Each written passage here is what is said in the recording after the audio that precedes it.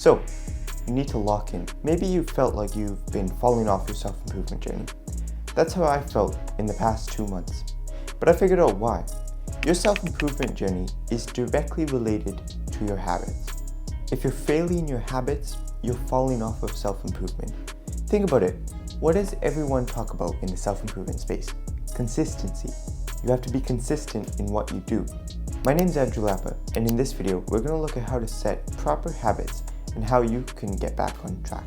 So let's lock in. Alright, so how to actually lock in.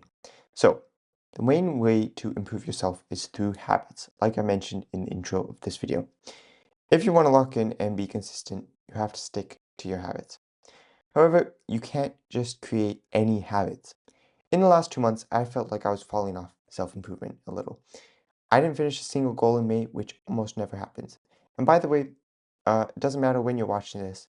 The video that came out right before this is me saying, it was just like a raw video of me saying like, hey, I'm feeling like I fell off self-improvement and stuff. But now that's changed. Today, as of recording, it's June 2025, I've gotten back on track. So I've been more disciplined. I'm waking up at a consistent time. If you watch my vlogs, you'll know this is one of my weaknesses. I'm achieving my habits. I'm making progress towards my goals. So why? Because I realized what I was doing wrong. It was how I was setting my habits. So I've been making a monthly habit tracker since October 2024, and I've had some really good months. I've had really good months and a few bad ones. I've looked at all my past habit trackers and noticed what's different between the good and bad months. So let's get into that.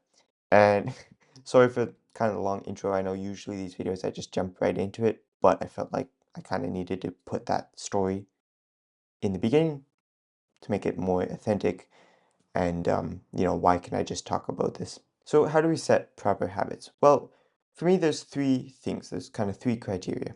Number one, you want or need to do them and you made them up. Number two, they have to improve yourself. Number three, the most important, they have to be easy to achieve. So first, you have to set your own habits that you actually want to do. Habits might feel like chores, but they shouldn't feel like burdens. When you set new habits, make sure you need to do it or you want to do it. All right, don't do someone else's habits. Like, oh, you should do these habits. You know, ha your habits should be different than everyone else's. Usually, they'll be different based on your circumstances and stuff. I mean, they can still be the same, but don't just, look up all these self-improvement videos. Oh, what are the top gurus? What are their habits? And just copy theirs, because that might not apply to you because they're in a different uh level per se. So second, they have to improve yourself. This is kind of obvious, but make sure each habit does at least one of these things. So it makes you more disciplined, or it makes you learn something, or it makes your life better. Finally, the most important point, your habits should be easy to achieve. Now, this is why I struggled with consistency in the last 2 months. My habits got too big. I realized my habits were turning into daily goals. Now, I define a good habit as something small that improves yourself over time if you stay consistent with it. I started making my habits too hard to accomplish.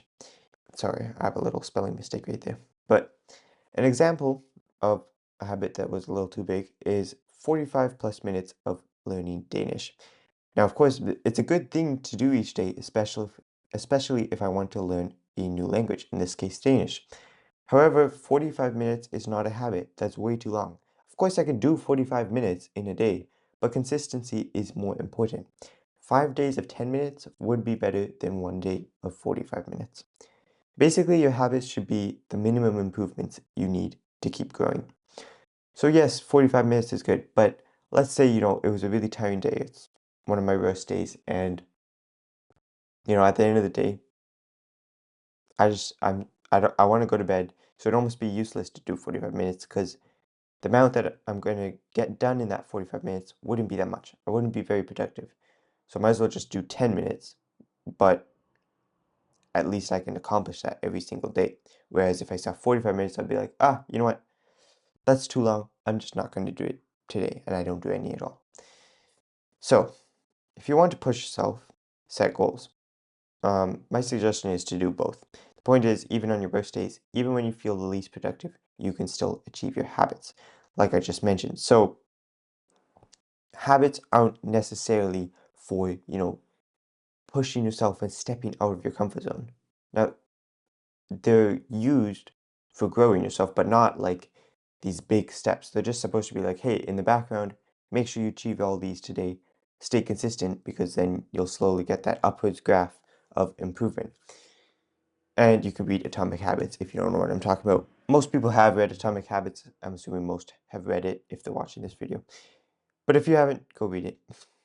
So, how do you lock in and get back on track? Well, you set small habits that improve yourself and stay consistent. So, as always, you are capable, keep improving, and thanks for watching.